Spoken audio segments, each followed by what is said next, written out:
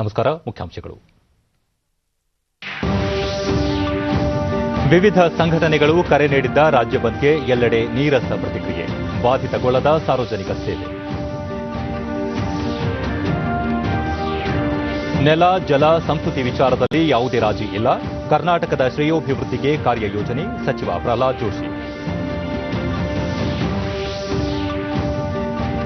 ಹೊಸ ವರ್ಷಾಚರಣೆಗೆ ಕೆಲ ನಿರ್ಬಂಧ ವಿಧಿಸಲು ಚಿಂತನೆ. ಮುಖ್ಯಮಂತ್ರಿ ನೇತೃತ್ವದ ಉನ್ನತ ಮಟ್ಟದ ಸಮಿತಿಯಲ್ಲಿ ಸಮಾಲೋಚನೆ. ಬಸವರಾಜ ಬೊಮ್ಮಾಯಿ. ನೂತನ ಸಂಸತ್ ಭವನ ನಿರ್ಮಾಣಕ್ಕೆ ಇದೇ 10ರಂದು ಪ್ರಧಾನಿ ನರೇಂದ್ರ ಮೋದಿ ಶಂಕುಸ್ಥಾಪನೆ. ವೈವಿಧ್ಯತೆಯಲ್ಲಿ ಏಕತೆಯ ದೃಷ್ಟಿಕೋನದೊಂದಿಗೆ ನಿರ್ಮಾಣ. ಸ್ಪೀಕರ್ ಓಂ ಬಿರ್ಲಾ. ವಾರ್ತೆಗಳ ವಿವರ. ಕರ್ನಾಟಕ ಮರಾಠ ಅಭಿವೃದ್ಧಿ ನಿಗಮ ರಚನೆ ವಿರೋಧಿಸಿ ಕನ್ನಡ ಪರ ಸಂಘಟನೆಗಳು ಕರ್ನಾಟಕ ಬಂದ್ಗೆ ಇಂದು ಕರೆ ನೀಡಿದ್ದವು. ರಾಜ್ಯಾದ್ಯಂತ ಬಂದ್ಗೆ ನೀರಸ ಪ್ರತಿಕ್ರಿಯೆ ವ್ಯಕ್ತವಾಗಿದೆ. ಬಂದ್ ಹಿನ್ನೆಲೆಯಲ್ಲಿ ಕೆಲವೆಡೆ ಪ್ರತಿಭಟನೆ ನಡೆದಿದ್ದು, ಪೊಲೀಸರು ಪ್ರತಿಭಟನಾಕಾರರನ್ನು ಬಂಧಿಸಿರುವುದು ವರದಿಯಾಗಿದೆ. ರಸ್ತೆ ಸಾರಿಗೆ ಸಂಸ್ಥೆ ಬಸ್ಗಳು ಎಂದಿನಂತೆ ಸಂಚರಿಸಿದವು. ರೈಲು ಹಾಗೂ ಮೆಟ್ರೋ ರೈಲು ಸೇವೆ ಅಬಾಧಿತವಾಗಿತ್ತು. ಅಗತ್ಯ ಸೇವೆಗಳು ಎಂದಿನಂತೆ ಸಾರ್ವಜನಿಕರಿಗೆ ಲಭ್ಯವಾಗಿದ್ದವು. ಎಲ್ಲೆಡೆ ವ್ಯಾಪಕ ಪೊಲೀಸ್ ಭದ್ರತೆ ಕೈಗೊಳ್ಳಲಾಗಿದ್ದರಿಂದ ಸಣ್ಣಪುಟ್ಟ ಘಟನೆ ಹೊರತುಪಡಿಸಿದರೆ ಯಾವುದೇ ಅಹಿತಕರ ಘಟನೆಗಳು ವರದಿಯಾಗಿಲ್ಲ. ಹೋಟೆಲ್ಗಳು, ಅಂಗಡಿ ಮುಂಗಟ್ಟುಗಳು, ಸರ್ಕಾರಿ ಕಚೇರಿಗಳು ಎಂದಿನಂತೆ ಕಾರ್ಯನಿರ್ವಹಿಸಿದವು.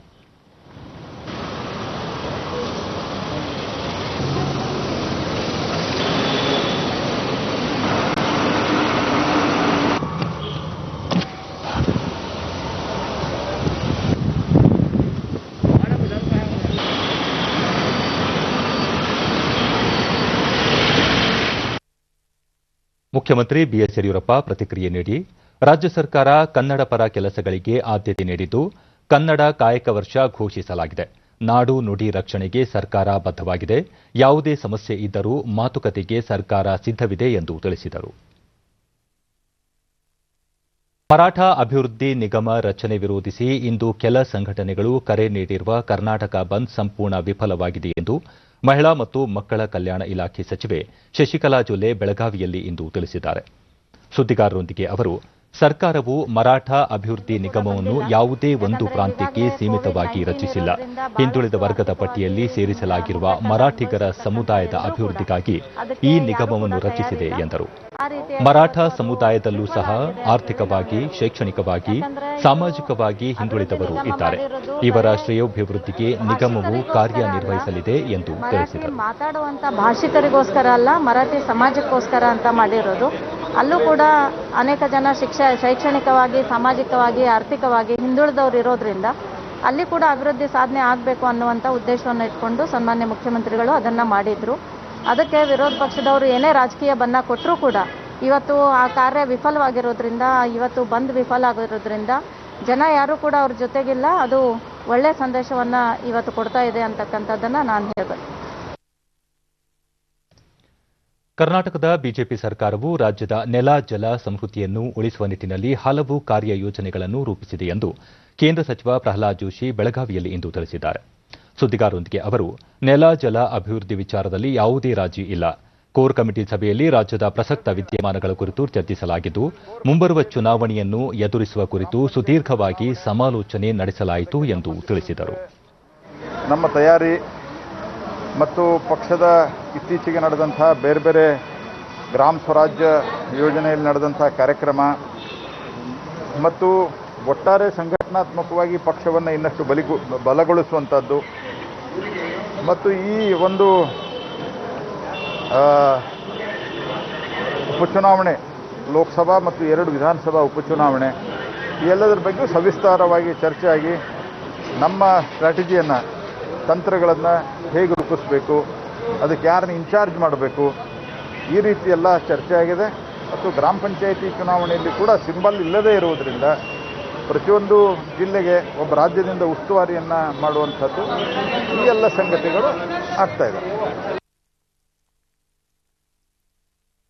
ರಾಜ್ಯದ ಸಮಗ್ರ ಅಭಿವೃದ್ಧಿ ಸೇರಿದಂತೆ ಮುಂಬರುವ ಲೋಕಸಭೆ ಉಪಚುನಾವಣೆ, ಗ್ರಾಮ ಪಂಚಾಯಿತಿ ಚುನಾವಣೆ ಸೇರಿದಂತೆ ವಿವಿಧ ವಿಷಯಗಳ ಕುರಿತು ಬಿಜೆಪಿ ಕಾರ್ಯಕಾರಿಣಿ ಸಭೆಯಲ್ಲಿ ಚರ್ಚಿಸಲಾಯಿತು.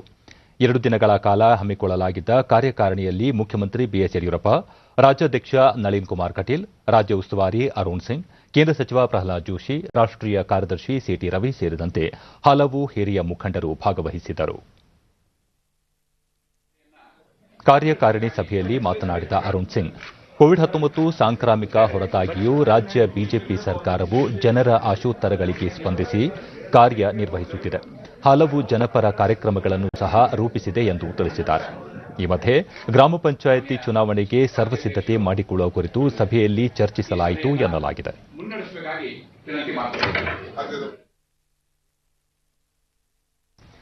ಕೋವಿಡ್-19 ಹಿನ್ನೆಲೆಯಲ್ಲಿ ಮುಂಬರುವ ಹೊಸ ವರ್ಷಾಚರಣೆಗೆ ಕೆಲ ನಿರ್ಬಂಧಗಳನ್ನು ವಿಧಿಸಲು ಸರ್ಕಾರ ಚಿಂತನೆ ನಡೆಸಿದೆ.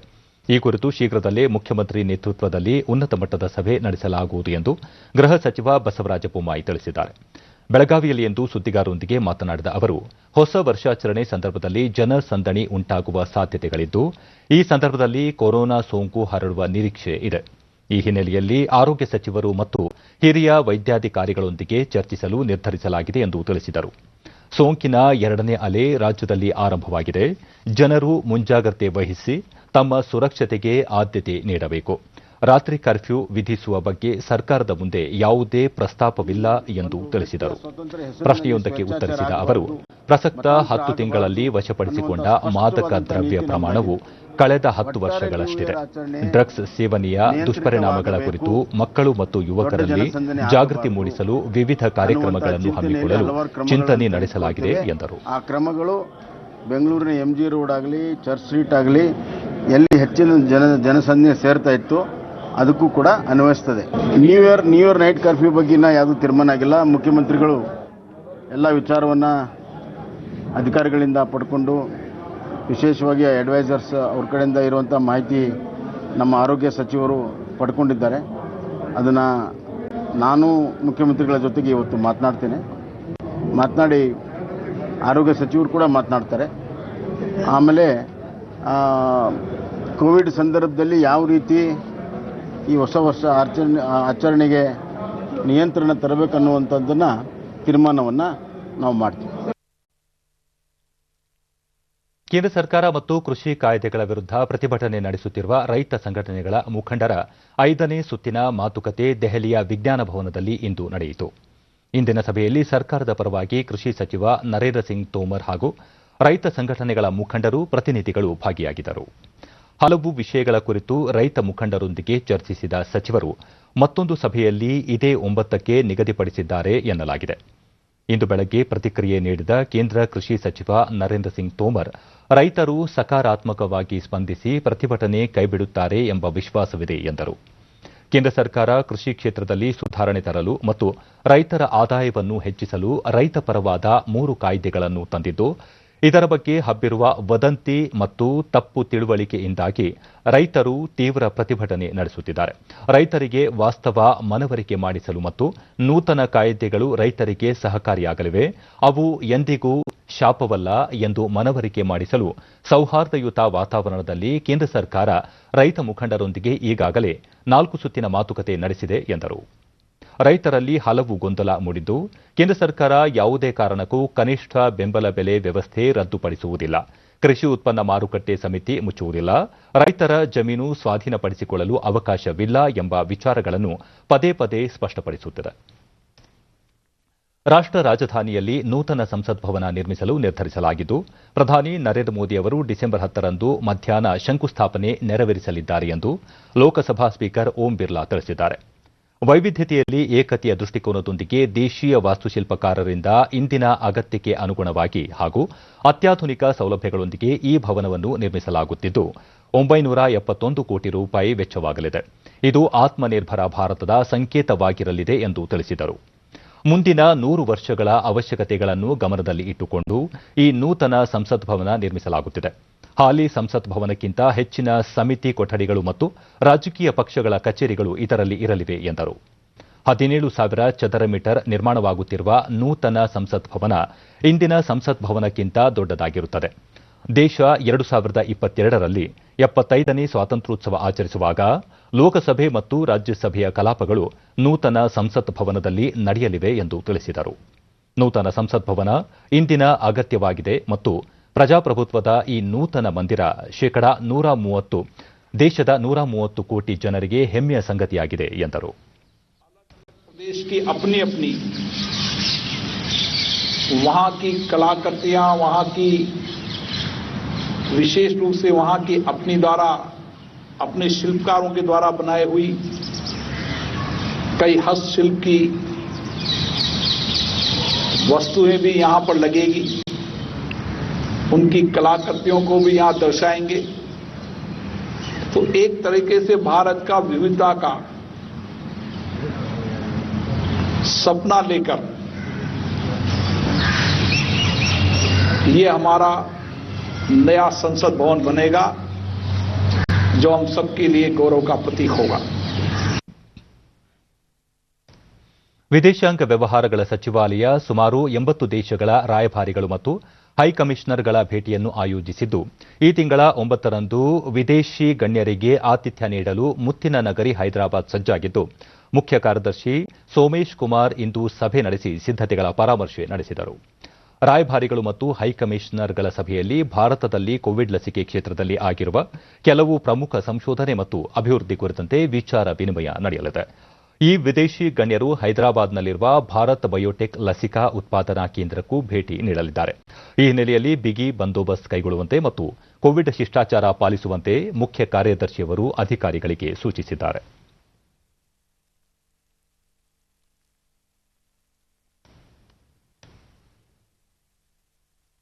ಕೋವಿಡ್-19 ರೋಗಿಗಳಲ್ಲಿ ಪೆಗೈಲೇಟೆಡ್ ಇಂಟರ್ಫೆರಾನ್ ಆಲ್ಫಾ 2ಬಿ ಪೆಗಿಹೆಪ್ ಎಂಬ ಜೈವಿಕ ಚಿಕಿತ್ಸೆಯ 3ನೇ ಹಂತದ ಚಿಕಿತ್ಸಾಲಯ ಪ್ರಯೋಗ ಆರಂಭಿಸಲು ತಮ್ಮ ಕಂಪನಿಗೆ ಭಾರತೀಯ ಔಷಧ ಮಹಾನಿಯಂತ್ರಕರ ಅನುಮೋದನೆ ದೊರೆತಿದೆ ಎಂದು ಅಹಮದಾಬಾದ್ ಮೂಲದ ಜೈಡಸ್ ಕ್ಯಾಡಿಲಾ ಫಾರ್ಮಾಸ್ಯೂಟಿಕಲ್ಸ್ ತಿಳಿಸಿದೆ. ಪಿಗಿಹೆಪ್ ಒಂದು ಅನುಮೋದಿತ ಔಷಧವಾಗಿದ್ದು, ಇದನ್ನು ಕೋವಿಡ್-19 ಚಿಕಿತ್ಸೆಗೆ ಬಳಸಲಾಗುತ್ತದೆ ಎಂದು ಹೇಳಿದೆ.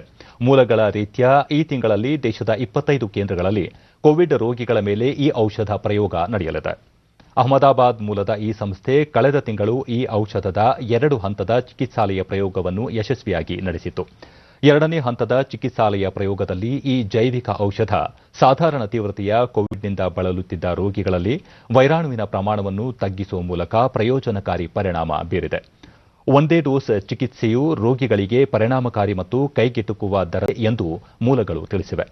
ಇದರ ಜೊತೆಗೆ ಜೈಡಸ್ ಮಾನವರ ಮೇಲೆ ತನ್ನ ಕೋವಿಡ್-19 ಲಸಿಕೆಯ 2ನೇ ಹಂತದ ಚಿಕಿತ್ಸಾಲಯ ಪ್ರಯೋಗ ಪೂರ್ಣಗೊಳಿಸಿದೆ. ಇದರ ಫಲಿತಾಂಶದ ವಿಶ್ಲೇಷಣೆ ನಡೆಯುತ್ತದೆ.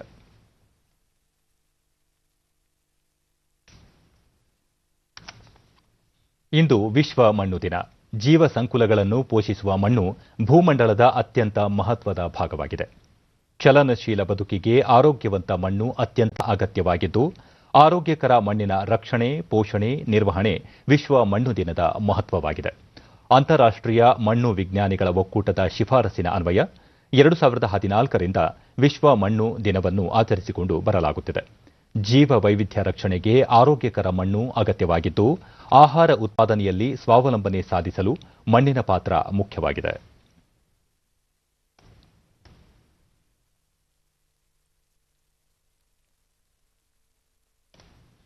ಮಣ್ಣಿನ ಆರೋಗ್ಯದ ಕ್ಷೇತ್ರದಲ್ಲಿ ಭಾರತ ಮಹತ್ವದ ಕಾರ್ಯ ಮಾಡಿದ್ದು, ಇತರ ದೇಶಗಳಿಗೂ ಈ ನಿಟ್ಟಿನಲ್ಲಿ ದಾರಿ ತೋರಿದೆ ಎಂದು ಕೇಂದ್ರ ವಾರ್ತಾ ಮತ್ತು ಪ್ರಸಾರ ಸಚಿವ ಪ್ರಕಾಶ್ ಜಾವಡೇಕರ್ ಹೇಳಿದ್ದಾರೆ. ವಿಶ್ವ ಮಣ್ಣಿನ ದಿನವಾದ ಇಂದು ಟ್ವೀಟ್ ಮಾಡಿರುವ ಜಾವಡೇಕರ್, ಮಣ್ಣಿನ ಆರೋಗ್ಯಕ್ಕೆ ಮಾತ್ರವೇ ಅಲ್ಲ, ಉತ್ತಮ ಪರಿಸರಕ್ಕಾಗಿ ವಿಶ್ವದಾದ್ಯಂತ ಮಣ್ಣಿನ ಆರೋಗ್ಯದ ಬಗ್ಗೆ ಜಾಗೃತಿ ಮೂಡಿಸುವ ಅಗತ್ಯವಿದೆ ಎಂದು ಪ್ರತಿಪಾದಿಸಿದ್ದಾರೆ. ರಾಷ್ಟ್ರೀಯ ಮಣ್ಣಿನ ದಿನದ ಹಿನ್ನೆಲೆಯಲ್ಲಿ ಕೋಲಾರ ಜಿಲ್ಲೆಯಲ್ಲಿ ಕೃಷಿ ವಿಜ್ಞಾನ ಕೇಂದ್ರವು ಮಣ್ಣಿನ ಆರೋಗ್ಯದ ಬಗ್ಗೆ ಅರಿವು ಮೂಡಿಸುವ ಹಲವು ಕಾರ್ಯಕ್ರಮಗಳನ್ನು ಹಮ್ಮಿಕೊಂಡಿದೆ. ಕೋಲಾರದ ಹುತ್ತೂರಿನಲ್ಲಿ ಮಣ್ಣು ಆರೋಗ್ಯ ಚೀಟಿ ವಿತರಿಸಲಾಗುತ್ತಿದೆ. ಜೊತೆಗೆ ಕೃಷಿಯಲ್ಲಿ ಮಣ್ಣಿನ ಪ್ರಾಮುಖ್ಯತೆ ಹಾಗೂ ಪೋಷಕಾಂಶ ಕುರಿತು ಜಾಗೃತಿ ಮೂಡಿಸಲು ಒತ್ತು ನೀಡಲಾಗಿದೆ. ಯಾವುದು ಅವರ ಸರ್ವೆ ತಾಕಿನಲ್ಲಿ ಯಾವ ಪೋಷಕಾಂಶ ಹೆಚ್ಚಳವಾಗಿದೆ, ಯಾವ ಕಡಿಮೆ ಆಗಿದೆ, ರೈತರು ಯಾವ ಗೊಬ್ಬರವನ್ನು ಬಳಸಬೇಕು,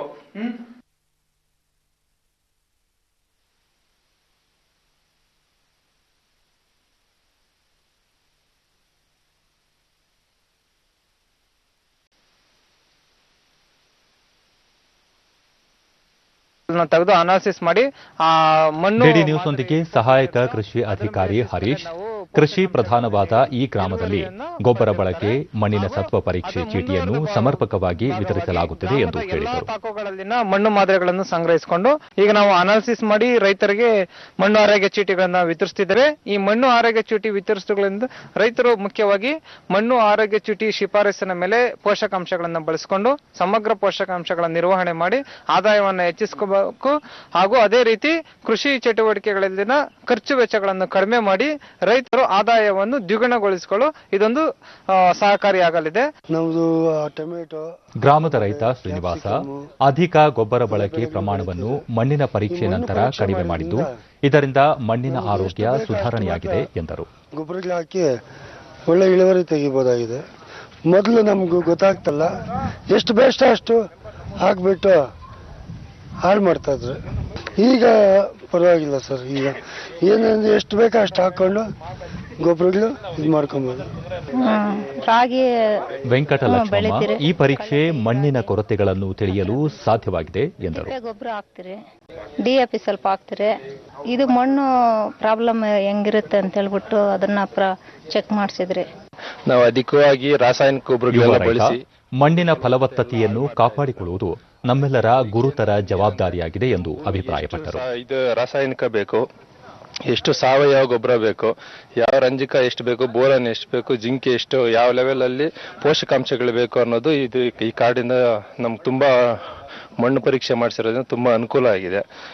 ಇದರಿಂದ ಯಾವ ಟೈಮ್ಗೆ ಯಾವ ಬೆಳೆಗೆ ಯಾವ ತರ ನಾವು ಇದು ಮಾಡಬೇಕು ಅನ್ನೋದು ಇದರಿಂದ ತುಂಬಾ ಅನುಕೂಲ ಆಗ್ತಾ ಇದೆ. ರಾಸಾಯನಿಕ ಗೊಬ್ಬರಗಳಾಗಿರ್ಬೋದು. ಮಣ್ಣಿನ ವಿಜ್ಞಾನಿ ಡಾಕ್ಟರ್ ಅನಿಲ್, ರಾಸಾಯನಿಕ ಗೊಬ್ಬರ ಬಳಕೆಯಿಂದ ಮಣ್ಣಿನ ಫಲವತ್ತತೆ ಕಡಿಮೆಯಾಗಲಿದ್ದು, ಅಗತ್ಯಕ್ಕೆ ಅನುಸಾರ ಗೊಬ್ಬರ ಬಳಕೆ ಮಾಡುವುದು ಒಳಿತು ಎಂದರು. ಅದರಲ್ಲಿರುವಂತಹ ಸೂಕ್ಷ್ಮ ಜೀವಿಗಳಾಗಿರ್ಬೋದು, ನಾವೇನ್ ಹೇಳ್ತೀವಿ ಅಂದ್ರೆ ಭೌತಿಕ, ರಾಸಾಯನಿಕ ಹಾಗೂ ಜೈವಿಕ ಗುಣಧರ್ಮಗಳು ಏನಿರ್ತಾವೆ ಎಲ್ಲಾನು ಕ್ಷೀಣಿಸ್ತಾ ಹೋಗ್ತಾ ಇರ್ತದೆ.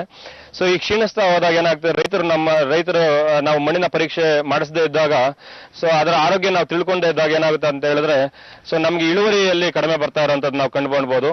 ಸೊ ಇಲ್ಲ ಅಂತ ಹೇಳಿದ್ರೆ ನಮ್ಗೆ ಬೆಳೆ ನಷ್ಟ ಆಗುವಂತದ್ದು ನೋಡ್ತಾ ಇರ್ತೀವಿ. ಸೊ ಇಲ್ಲಾಂದ್ರೆ ಬೆಳೆ ಬಂದ್ರೆ ಕೂಡ ಒಳ್ಳೆ ಉತ್ಕೃಷ್ಟ ಗುಣಮಟ್ಟ ಫಸಲು ಬರ್ತಾ ಇರೋದಂಥದ್ದು ಕೂಡ ನಾವು ನೋಡ್ಬೋದು.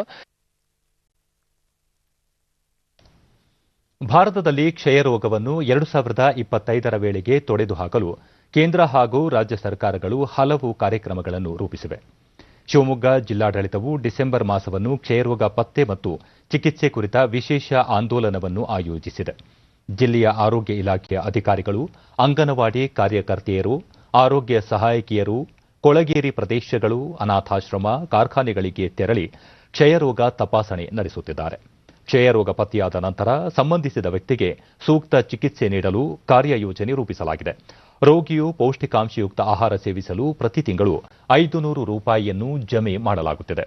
ಖಾಸಗಿ ವೈದ್ಯರು ಪ್ರಕರಣವನ್ನು ದೃಢಪಡಿಸಿದರೆ 500 ರೂಪಾಯಿ ಗೌರವ ಧನವನ್ನು ಸಹ ನೀಡಲಾಗುತ್ತಿದೆ.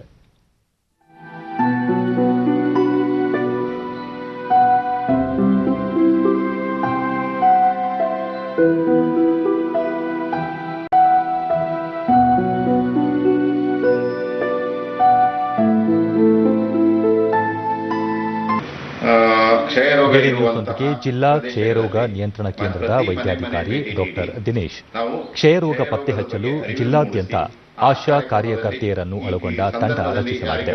ಈ ತಂಡಗಳು ಆಯ್ದ ಪ್ರದೇಶಗಳಿಗೆ ತೆರಳಿ ಕ್ಷಯರೋಗ ತಪಾಸಣೆ ನಡೆಸುತ್ತಿವೆ ಎಂದು ತಿಳಿಸಿದರು. ಜ್ವರ ಇಂಥ ಪ್ರಕರಣಗಳಿದ್ದಲ್ಲಿ ಅವರಿಂದ ಕಫವನ್ನು ಸಂಗ್ರಹಿಸಿ ಈ ಕಫಲೇಪನಗಳನ್ನು ಸಿಬಿನೆಟ್ ಮೆಷಿನ್ನಲ್ಲಿ ನಾವು ಪರೀಕ್ಷಿಸಿ ಅಂಥ ಪ್ರಕರಣಗಳು ಕ್ಷಯರೋಗ ಪತ್ತೆ ಕಂಡುಬಂದಲ್ಲಿ ಅಂಥವರಿಗೆ ಕ್ಷಯರೋಗ ನಿರ್ವಹಣಾ ಘಟಕದಿಂದ ಉಚಿತವಾಗಿ ಚಿಕಿತ್ಸೆ ನೀಡಲಾಗುತ್ತದೆ.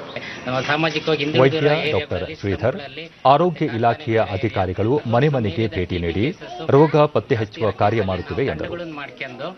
ಸೊ ನಾವು ಒಂದೊಂದು PSCಯಲ್ಲಿ ಆಶಾ ಕಾರ್ಯಕರ್ತರು, ನಮ್ಮ ಆರೋಗ್ಯ ಸಿಬ್ಬಂದಿಯವರು, ಅಂಗನವಾಡಿ ಕಾರ್ಯಕರ್ತರು ಎಲ್ಲರೂ ಸೇರಿ ಸೊ ತಂಡಗಳಿಂದ ವಿಸಿಟ್ ಮಾಡಿ ಸೊ ಮನೆಗೆ ಸೊ ಯಾರಿಗೆ TB ಸಿಂಪ್ಟಮ್ಸ್ ಇದೆ ಅಂತೇಳಿ ಸೊ ಅವರು ಆಸ್ಪತ್ರೆಗೆ ಸೇವಾ ವಲಯಕ್ಕೆ ಬರದಲ್ಲೇ ನಾವೇ ಸೇವಾ ವಲಯನೇ ಸೊ ಮನೆ ಬಾಗಿಲಿಗೆ ಬಂದು ನಾವೇ ಬೇಗ ಪತ್ತೆ ಹಚ್ಚಿ ಚಿಕಿತ್ಸೆ ಕೊಡಲಿಕ್ಕೆ ಈ ಥರ ಮಾಡ್ತಾ ಇದ್ದೀವಿ. ಆರೋಗ್ಯ ಸಹಾಯಕಿ ಅನ್ನಪೂರ್ಣ, ಕೊಳಚೆ ಪ್ರದೇಶಗಳು ಸೇರಿದಂತೆ ಬಡವರ್ಗದ ಕುಟುಂಬಗಳು ವಾಸಿಸುವ ಬಡಾವಣೆಗಳಿಗೆ ಹೆಚ್ಚು ಭೇಟಿ ನೀಡಿ ಆ ಪ್ರದೇಶದಿಂದ ಕಫದ ಮಾದರಿಗಳನ್ನು ಸಂಗ್ರಹಿಸುತ್ತಿದ್ದೇವೆ ಎಂದು ತಿಳಿಸಿದರು. ಮಾಹಿತಿಯನ್ನು ಪಡಿತಾ ಇದ್ದಾರೆ. ಅವರು ಏನಾದ್ರು ಸಿಂಪ್ಟಮ್ಸ್ ಇದೆಯಾ ಅಂತ ಕೇಳಿ ಕಫದ ಸ್ಯಾಂಪಲ್ಗಳನ್ನ ಕಲೆಕ್ಟ್ ಮಾಡ್ತಾ ಇದ್ದಾರೆ. ಕರ್ನಾಟಕನ ಒಟ್ಟು ಕ್ಷಯ ನಿರ್ಮೂಲನೆ ಮಾಡಬೇಕು ಅನ್ನೋದು ಸರ್ಕಾರದ ಉದ್ದೇಶ ಆಗಿದೆ. ಹಿರಿಯ ಆರೋಗ್ಯ ಸಹಾಯಕಿ ಉದಯ ಚಂದ್ರಿಕಾ ಕ್ಷಯರೋಗ ತಪಾಸಣೆಗಾಗಿ ತಮ್ಮ ತಂಡವು ಭೇಟಿ ನೀಡಿದಾಗ ಕ್ಷಯರೋಗದ ಕುರಿತು ಜಾಗೃತಿ ಮೂಡಿಸುತ್ತಿದ್ದೇವೆ ಎಂದರು. ನಾವು ಜಿಲ್ಲಾ ಆರೋಗ್ಯ ಸಹಾಯಕಿ ಮತ್ತು ಆಶಾ ಕಾರ್ಯಕರ್ತೆಯರು ಮನೆ ಮನೆ ಭೇಟಿ ನೀಡಿ ಇದರ ಬಗ್ಗೆ ಮಾಹಿತಿಯನ್ನು ನೀಡ್ತಾ ಇದ್ದೀವಿ. ಇದಕ್ಕೆ ಜನರು ಸಹ ಸ್ಪಂದಿಸ್ತಾ ಇದ್ದಾರೆ.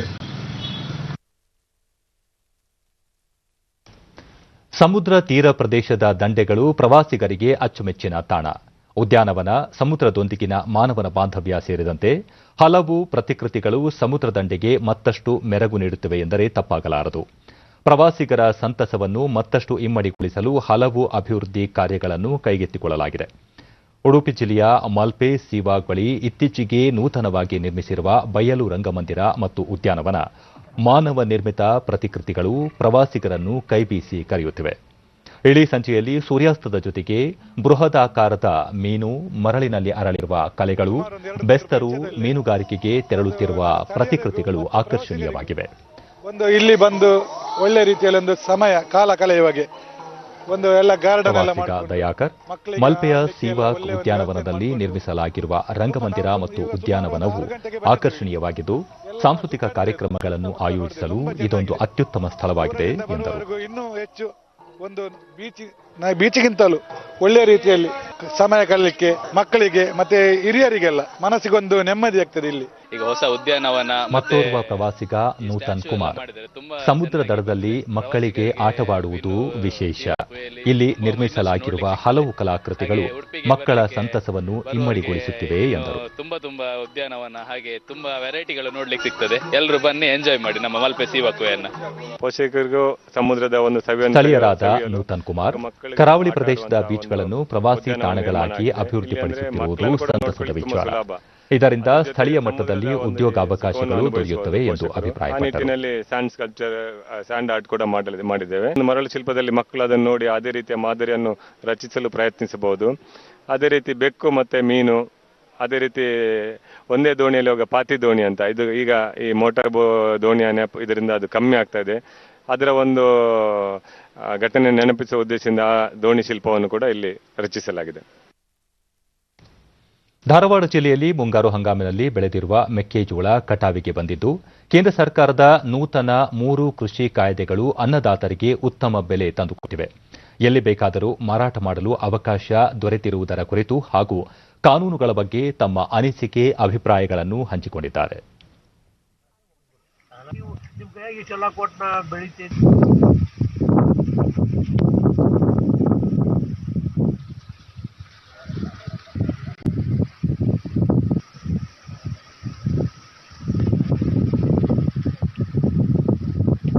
ಡಿಡಿ ನ್ಯೂಸ್ನೊಂದಿಗೆ ಧಾರವಾಡ ಜಿಲ್ಲೆಯ ಪ್ರಗತಿಪರ ರೈತ ಮಲ್ಲಪ್ಪ ಚಿಕ್ಕಯ್ಯನವರ್, ಕೇಂದ್ರ ಸರ್ಕಾರ ಜಾರಿಗೊಳಿಸಿರುವ 3 ಕಾಯ್ದೆಗಳು ಕೃಷಿಕರಿಗೆ ಸಹಕಾರಿಯಾಗಿದ್ದು ತಮಗೆ ಮುಕ್ತ ಮಾರುಕಟ್ಟೆ ಅವಕಾಶ ದೊರೆತಿದೆ ಎಂದರು. ನಮಗೆ ಸರಿಯಾದ ರೇಟು ಮತ್ತು ಸರಿಯಾದ ಟೈಮ್ಗೆ ರೊಕ್ಕ ಸಿಗ್ತಿದ್ದಿಲ್ಲ. ಈಗ ನಮಗದು ಹೊಸ ಕಾನೂನು ಆಗುವುದರಿಂದ ನಾವು ನಮ್ಮ ಮಾಲ್ ಕಾಶ್ಮೀರದಿಂದ ಕನ್ಯಾಕುಮಾರಿ ಎಲ್ಲಿ ಬೇಕಲ್ಲಿ ನಾವು ಮಾರಾಟ ಮಾಡಲಿಕ್ಕೆ ಮತ್ತು ಹೆಚ್ಚಿನ ದರಕ್ಕೆ ನಮಗೆ ಮಾರಾಟಕ್ಕೆ ಅವಕಾಶ ಇರುತ್ತದೆ. ರೈತರ ಪರವಾಗಿ ಮೋದಿ ಅವರಿಗೆ ನಾವು ಧನ್ಯವಾದಗಳು. ಮತ್ತೊಬ್ಬ ರೈತ ಅಶೋಕ್ ನೀರಲಕಟ್ಟಿ, ಬೆಳೆದ ಬೆಳೆಗಳನ್ನು ಸ್ಪರ್ಧಾತ್ಮಕ ಮಾರುಕಟ್ಟೆಯಲ್ಲಿ ಮಧ್ಯವರ್ತಿಗಳ ಹಾವಳಿ ಇಲ್ಲದೆ ಮಾರಾಟ ಮಾಡಲು ಅವಕಾಶ ಕಲ್ಪಿಸಲಾಗಿದೆ. ಇದು ರೈತರಿಗೆ ನಿಜಕ್ಕೂ ಸಹಕಾರಿಯಾಗಲಿದೆ ಎಂದರು.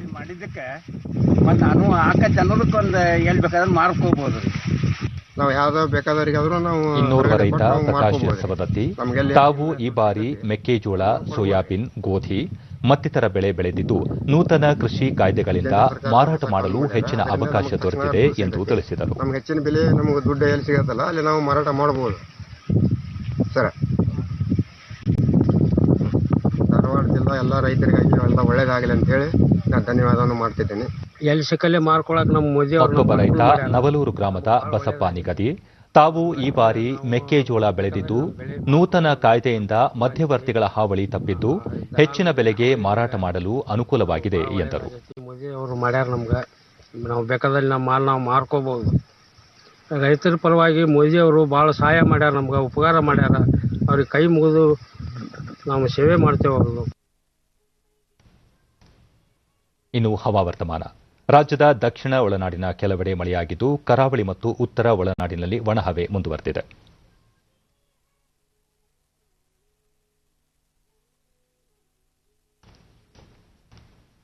ರಾಯಲ್ಪಾಡು, ಮಳವಳ್ಳಿ, ಯಳಂದೂರು, ಚಾಮರಾಜನಗರದಲ್ಲಿ 1 ಸೆಂಟಿಮೀಟರ್ ಮಳೆಯಾಗಿದೆ.